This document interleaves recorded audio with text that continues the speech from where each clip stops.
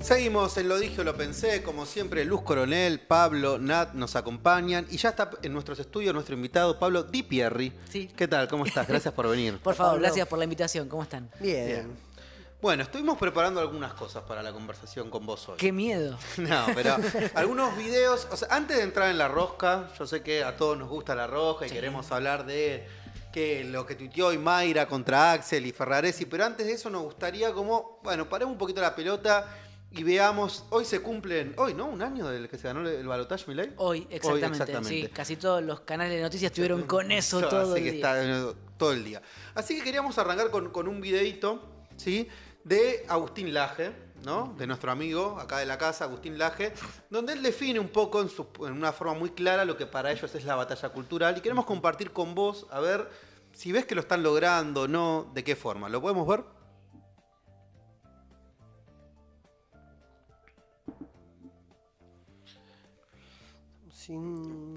¿Está sin audio? A ver. Está dando la batalla. Está dando la batalla del silencio. Bueno, recordemos, Agustín Laje es un ¿Cuántos dirigente. libros censurados habrá entre Buena todos pregunta. esos? Che, ¿quién es? Me gustaría saber después cuando veamos ahí quién tiene la... Viste que Agustín Laje tiene como esa cosa medio de politólogo raro, ¿no? A ver, ¿por qué? No sé, porque es como un politólogo de derecha, pero sin la tradición de los politólogos de derecha, ¿viste? Sí, pero ¿quién es quién? ¿A quién te referías con quién Al es? muñequito de atrás, pero Ok. necesitamos que... No sé si lo están viendo ahora, cuando pongan la imagen lo vamos a ver. Bueno, pero para entrar, le estábamos hablando de la batalla cultural, ¿no? El gobierno lo planteó, un término que recordemos para... Capaz, los que no saben, es un término muy propio más de la izquierda, de Gramsci, ¿no? La batalla cultural tiene que ver con esta idea, la famosa idea de que el interés de un grupo particular se convierta en un interés más universal, en disputar las formas de concebir el mundo, los valores. ¿Viste? Cuando alguien te dice, todos somos Vicentín, bueno, ahí hay como un éxito. ¿Vos ves que esto que el gobierno lo ha puesto como prioritario está teniendo cierto éxito? ¿No? ¿Es un microclima? En primer lugar, lo que observo respecto de esta disputa por la idea de batalla cultural es que lo primero que apareció fue el enojo de aquellos que sí han leído a Antonio Gramsci o que sí defienden justamente las nociones referidas a la disputa por el sentido en una sociedad para construir poder o acumular poder.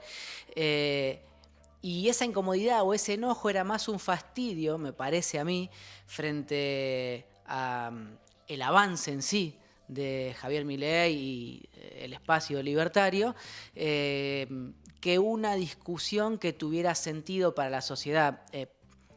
Había más un enojo, una irritación, una incomodidad que asumir que siempre está abierta la disputa, que siempre estamos en una batalla y que en definitiva eso se trata la política, es una lucha Claro. por la A mí me apropiación pasaba del un sentido. dilema que era, me enojaba, pero a Sí. su vez en un punto decía, che, qué bueno que... O sea, a ver, que la derecha recupera a Gramsci es algo lúcido por parte de la derecha, y por otro lado lo recupera, o sea, lo vuelve a poner en el centro, o sea, que tampoco está mal Sí. que un autor de este lado vuelva a estar en el centro de la agenda mediática, por decirlo de alguna manera. Claro, pero a menudo se prioriza desde el campo popular o desde el progresismo el mal uso de los términos por parte de la derecha. Y tal vez en ese rigor ideológico que cada cual pretenda en la conversación, uno se olvida de que efectivamente está ocurriendo por más que esté mal definida o mal usado el término. Yo voy a hacer dos preguntas de principiante porque yo no lo sé mucho. Primero, la primera pregunta es si se puede perder una batalla cultural, porque finalmente la militancia o lo que sea es algo constante. Y también quería preguntar en qué consiste la batalla cultural según Gramsci, más o menos. Claro. Bueno, es que en política, y la batalla cultural es precisamente política o es el trámite, digamos, de esas discusiones o de esa lucha, en política no hay nada definitivo, ¿no? Ni absoluto, nunca. Con lo cual siempre está abierta la historia. Es un damasco abierto, todo el tiempo está dando jugo. Todo el tiempo hay algo más que decir o algo más que hacer sobre eso que está ocurriendo y en definitiva, si ahora estás perdiendo, no significa que más adelante no puedas revertir ese resultado parcial y circunstancial. Y la batalla cultural, de alguna manera, yo lo pienso, no tiene que ver más con ciertas cosas simbólicas que está bien, digo, las perdés por acciones concretas, como digo, una censura de un libro, pero tiene que ver con las cosas más simbólicas de la vida. Digo, porque eso pienso, cuando decís, porque antes en la campaña me acuerdo decíamos, la batalla cultural está perdida. ¿En qué sentido? Está bien la pregunta. Vos te preguntás si hay una dimensión material en las discusiones políticas o culturales. Claro, porque, a Eso ver, es lo que para preguntás. pensar Sí, sobre en todo voz alta, ¿no? culturales. Hay quienes dicen que, por ejemplo, con el macrismo la batalla cultural no se había perdido del campo popular, ¿no? Ajá. Entonces hay una hipótesis que dice, bueno, che, Macri había hecho el 2x1 y la gente salió a defender. Macri quiso avanzar sobre el fútbol o muchas conquistas y no pudo. Sí.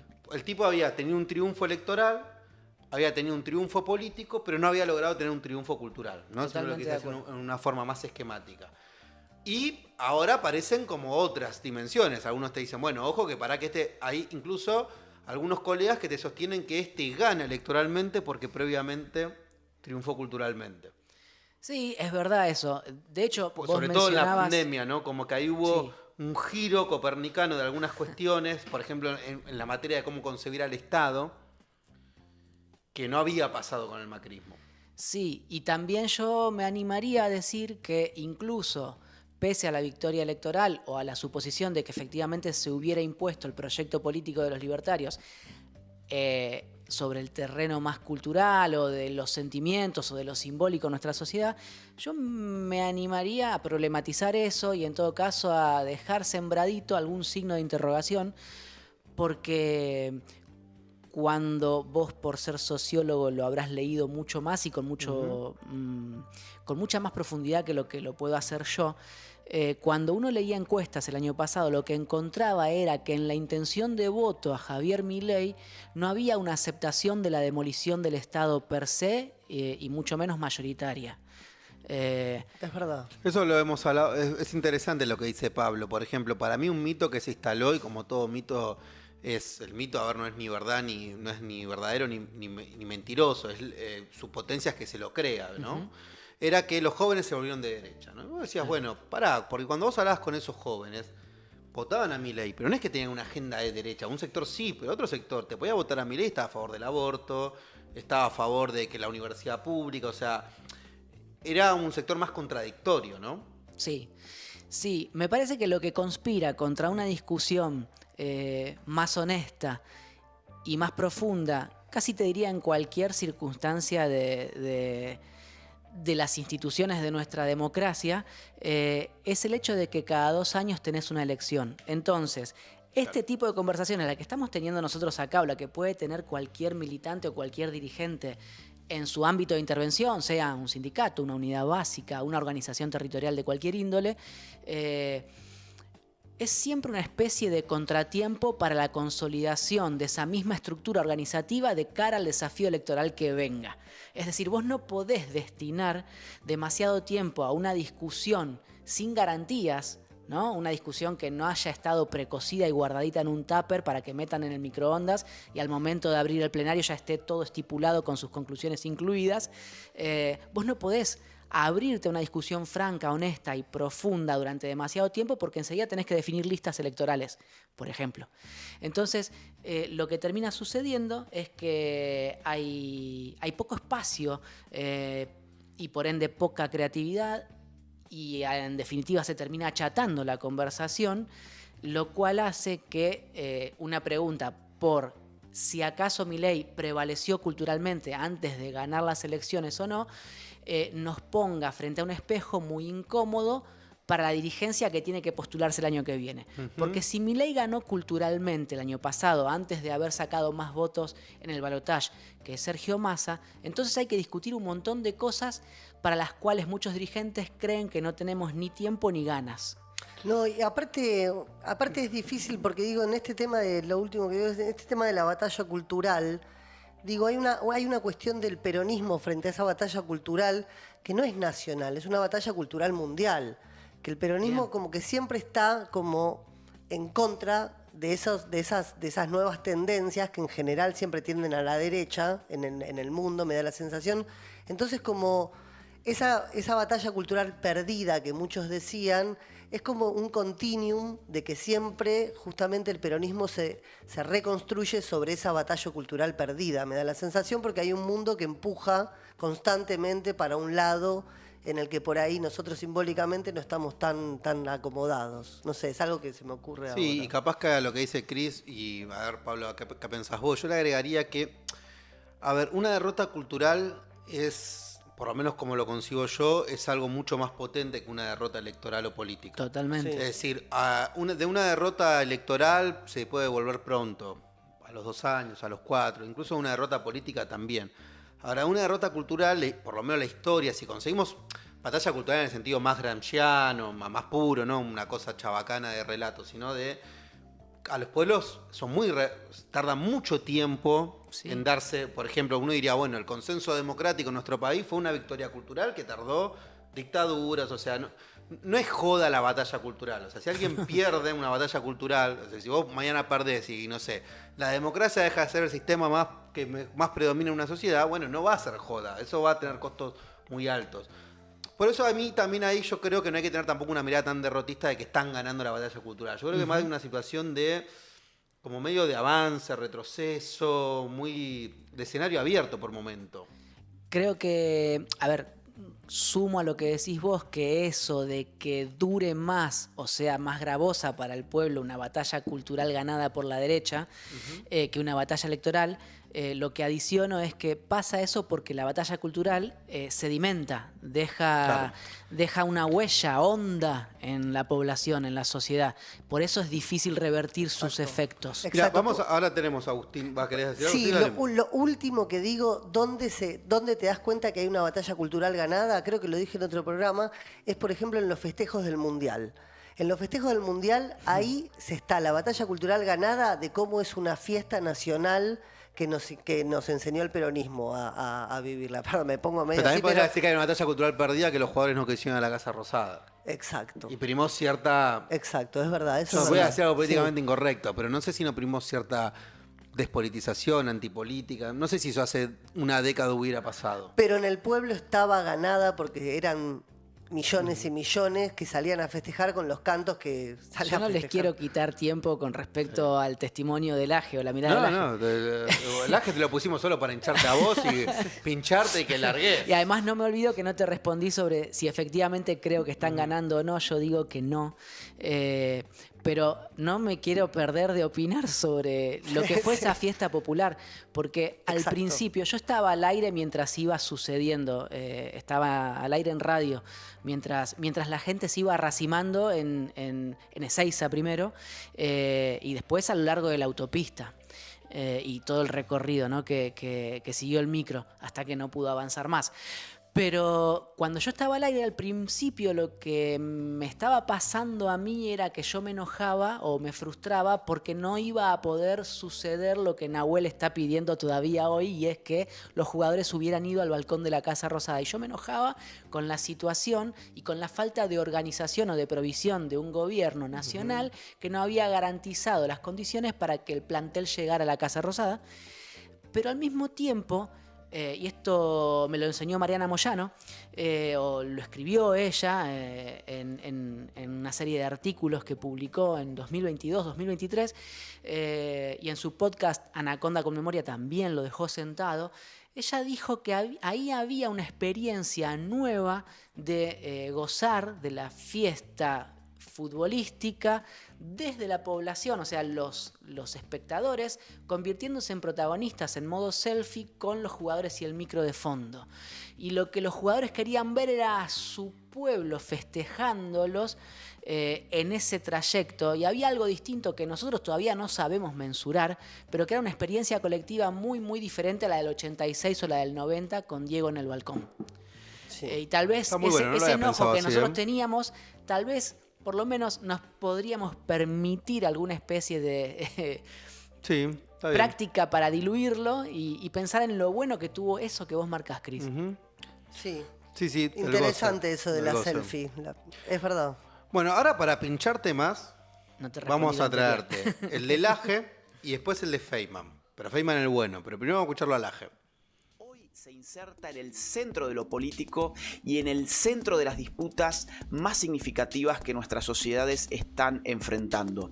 El paso que va de la sociedad tradicional a la sociedad moderna y de la sociedad moderna a nuestra sociedad postmoderna es un paso que involucra profundísimos cambios a nivel político, económico, tecnológico, mediático, cambios que abordo a lo largo y ancho de mi trabajo, precisamente porque en ese contexto es en el que veremos emerger la cultura como el botín de una disputa.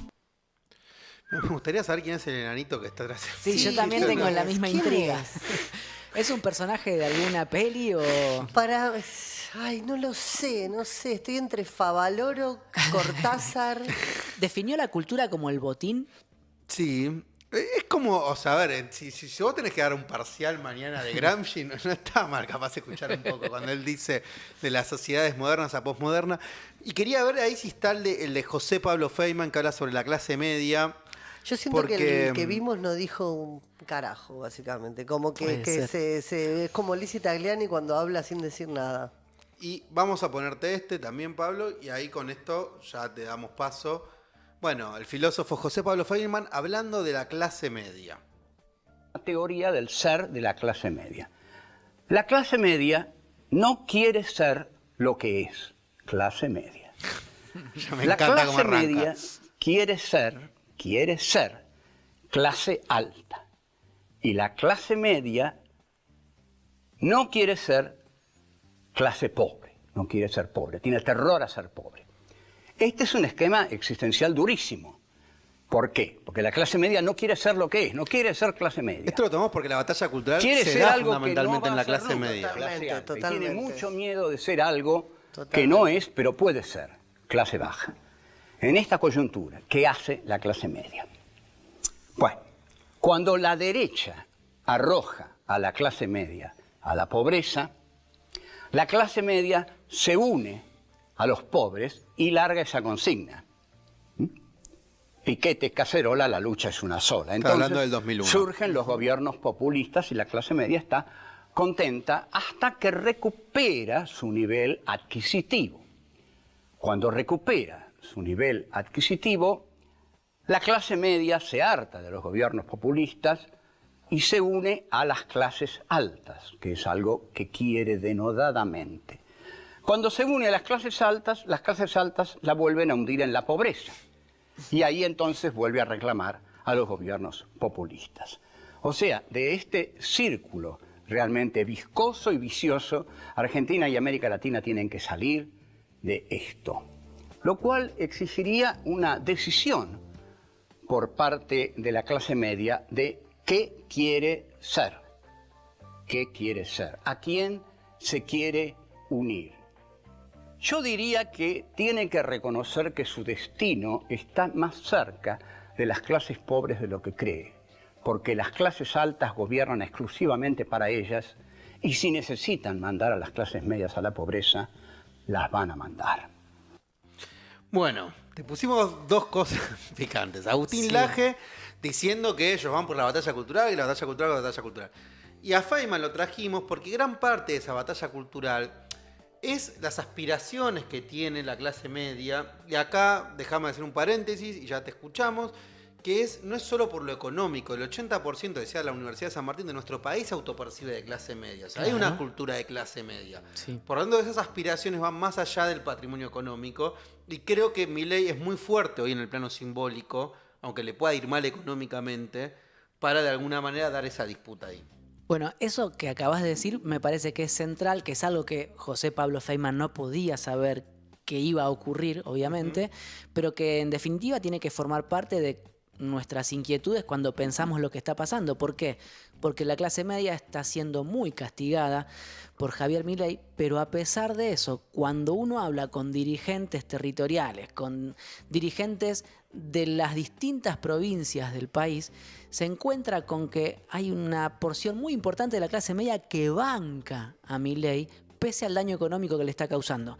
Entonces, esa suposición de Feynman, que estaba corroborada históricamente en Argentina, respecto de que cada vez que un gobierno maltrataba a la clase media, le quitaba derechos o le quitaba poder adquisitivo, esa clase media empezaba a descender socioeconómicamente hasta los estratos más bajos y a partir de ahí se armaba la conga que podía terminar en 2001. Bueno, eso ahora está pasando y no se corrobora que su conciencia política vaya a la par de su deterioro económico. Ahora, yo ahí como si tuviera que polemizar un poquito con José Pablo, obviamente esto lo dijo él, para mí es recontralúcido y lo dijo hace Sí. muchos años, digo, sigue vigente pero a partir de ese enfoque pensaría dos cosas. Primero, la clase media atraviesa un nivel de fragmentación muchísimo mayor que cuando Pablo hacía esto en el canal Encuentro, ¿no? Totalmente. Y ese nivel de fragmentación, capaz que en ese momento, donde la clase media como que no quiere ser clase baja, era más homogénea, por decirlo de una manera. Y lo segundo que yo me pregunto es si efectivamente Milei, su fuerza es en la clase media tradicional que podía votar a Juntos por el Cambio, o por el contrario, hoy su fuerza es en los sectores más populares y de clase media baja, que históricamente votaron al peronismo. Es transversal el apoyo a Milei, es transversal. Hay laburantes de los sectores populares bancando a Milei y hay sectores de clase media y de clase alta bancándolo. Y a propósito de esto, me parece que es interesante pasar a lo del AGE, la batalla cultural y si está ganando o no, porque paradójicamente yo encuentro, por mi laburo cotidiano, que gran parte del freno a los posibles desfalcos de Javier Milei a las instituciones argentinas se los pusieron en realidad aquellos actores del sistema político más denostados por el progresismo. A ver, ¿cómo sería eso? Hasta acá, por ejemplo, el Congreso, salvo en el caso de la ley bases, lo que hizo fue frenar sistemáticamente los avances de Milei y su tropa para modificar de cabo a rabo la estructura legal o la arquitectura jurídica argentina. Por eso se rige por decreto, porque no pasa por el Congreso lo que él quiere hacer, salvo el caso de la ley bases. Que no es menor. Que no es menor, que es un estrago tremendo y de todas formas es muchísimo menor de lo que proyectó en diciembre del año pasado cuando llamaba a la ley bases ley ómnibus y había 600 artículos en esa ley, que terminó siendo de 230 y pico.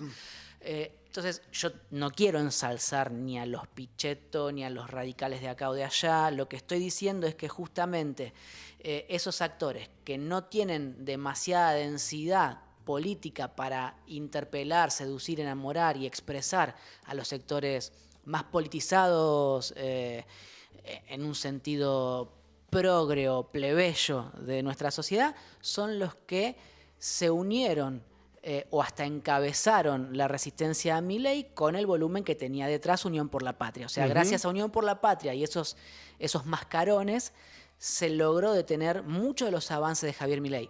Hoy, sin ir más lejos, en la Comisión de Legislación General, Martín Tetaz impulsó por última vez en el año una reforma sindical para eliminar la cuota solidaria sindical después de cada acuerdo paritario y la reelección indefinida de los secretarios generales.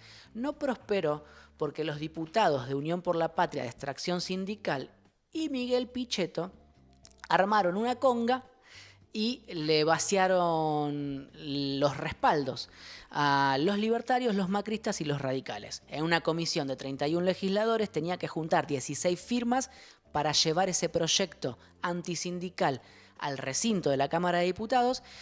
Pichetto relevó de la integración de esa comisión a Alejandra Torres, una legisladora cordobesa, a quien le atribuyen algún tipo de, digamos, pertenencia al espacio de Yarlora. Sí, sí.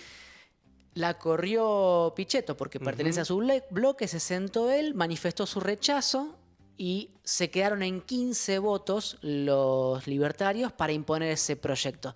¿Qué quiero contar con este ejemplo tonto, pero que es de esta tarde nomás? Sí, sí.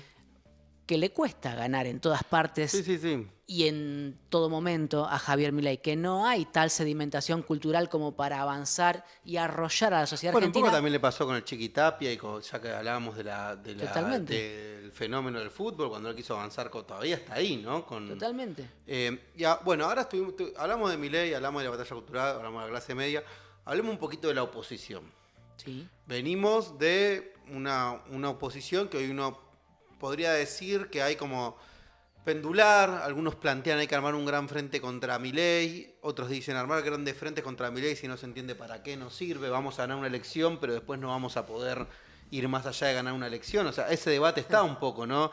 Armamos un gran frente contra Milei, se le gana una elección y después administramos y no hacemos mucho más, bueno.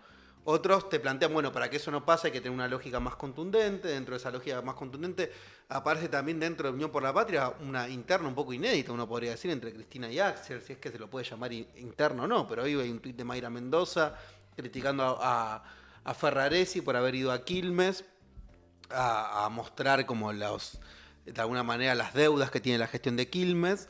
Y bueno, hay como un torbellino un poco raro, ¿no? Que a la militancia la deja en una situación medio caótica. Sí, y aún así uno podría decir que ves un poquito el mapa y el peronismo está joya. A ¿no? ver, ¿en qué sentido? Porque... Gobierna 4 provincias, es la vez de la vuelta a la democracia No, que menos sí, gobierna. por supuesto. Ah, No, está jodido en muchos sentidos. Lo que digo es que si vos observás que Milei partió al radicalismo en 3, lo partió en 3 en el Congreso, y que al macrismo se lo está deglutiendo, también a cachos, se lo está deglutiendo a cachos, que Macri está desesperado por llegar a algún tipo de acuerdo preelectoral con Milei porque todo lo que estuvo trabajando hasta acá, dándole apoyos, pero al mismo tiempo tratando de negociar mejores condiciones para el PRO, no redunda en un beneficio electoral para él el año que viene, y entonces está desesperado, está en shock Macri. Entonces vos ves que se morfa la UCR, que asimila al PRO porque su electorado ya es casi mileísta, y lo que queda enfrente es solo peronismo. ¿Cómo se reconfigura ese peronismo? Es, en todo caso, la pregunta que abriga tu hasta acá pareciera que Milei formulación. quiere ir a polarizar con Cristina y Cristina quiere subirse al ring encantada contra Milei. Sí, y que hay que decir... Y la pregunta es, ¿ahí no hay cierto error de Milei? ¿No subestima un poco lo que puede pasar? ¿No es un poco lo que también pasó con Macri? Es lo que muchos O dicen. sea, y la en todo polarización caso, te juega a favor y también te puede jugar muy en contra en un momento de, ¿no? La polarización es como un arma de doble filo, por decirlo de una manera. Hoy hablaba con un colega de esto, porque justamente la pregunta es hasta dónde llegó el hartazgo de la sociedad el año pasado que optó por un gobierno armado por esta clase de sujetos, y si esto perdura más allá del año que viene o del 27, es decir, si en el 25 o en el 27 la sociedad también rechaza una propuesta peronista, sea que la encabece Cristina o alguien que se le parezca o le responda, o sea que la encabece algún peronista más moderado, más racional, como les gusta llamar a los de la prensa canalla. Pero lo que quiero decir es que ahí veremos también qué densidad tiene el saldo de esta batalla cultural parcial, ¿no? Si efectivamente ocurrió que hubo un saldo favorable a la derecha en la batalla cultural previamente a los comicios del año pasado, hay que ver si su efecto perdura más allá del 25 y del 27. Si Cristina o quien ella disponga en su lugar pierden, uno se va a sentir tentado de decir, che, culturalmente nos quebraron. Si ganan, vamos a decir, si gana Cristina o gana alguien que ella ponga en su lugar, vamos a estar tentados de decir lo contrario. De Y decir, el rol de Axel ahí, perdimos en el ¿cómo 25. lo ves, Pablo? En ese juego. Me parece que estamos jodidos de tiempo para pensar a Axel. Pero lo que nos quedan 4 minutos de programa. Pero lo que sí me parece es que no le jugó a favor este enfrentamiento o esta discusión política con Cristina. Me da la sensación que lo debilita, que Cristina se impone, que su jefatura termina aplicándose, que hay problemas que son anteriores, que no tienen que ver con que Axel haya hecho algo que efectivamente sí hizo, y fue decirle que no a Cristina Kirchner el año pasado. ¿Eso no le sirve para acumular en otro sector o eso es un mito?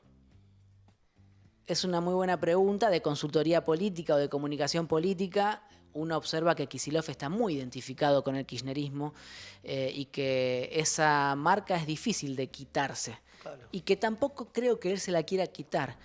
En todo caso, sí lo que Pero sucede... aún dentro del público kirchnerista, o digo, con identidad política kirchnerista. Sí. Porque ahí también pasó algo medio raro, que fue, bueno, con Axel es como que hay sentimientos encontrados, por decirlo de una manera. El público está muy desorientado frente a esa interna. Sí, yo no podría mensurar de qué lado hay más cantidad de gente, si del lado de Cristina o del lado de Kicillof en medio de esta disputa interna. La verdad es que no lo sé.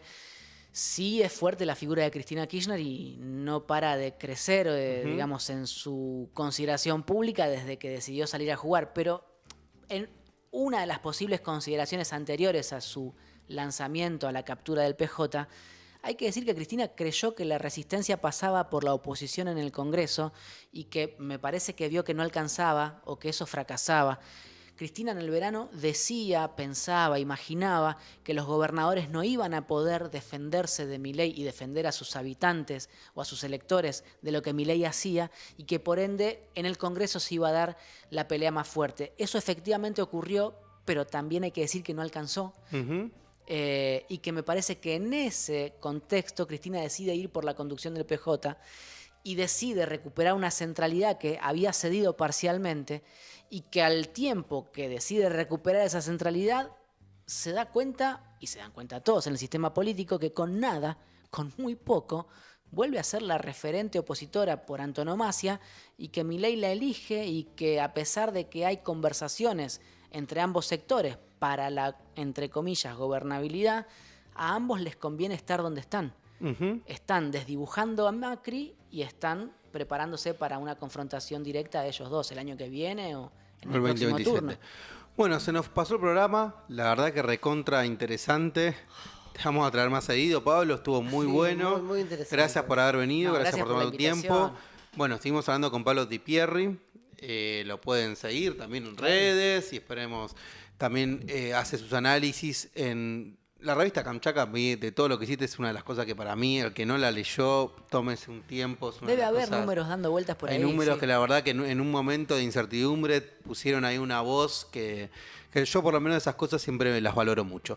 Bueno, esto fue Lo Dijo, Lo Pensé. Gracias Luz, gracias Pablo, gracias Nat, gracias Vera que está atrás del equipo. Así que fue un nuevo programa, nos volvemos a ver el martes que viene, 8:30 acá en Factoría. Buena semana para todos y a descoserla.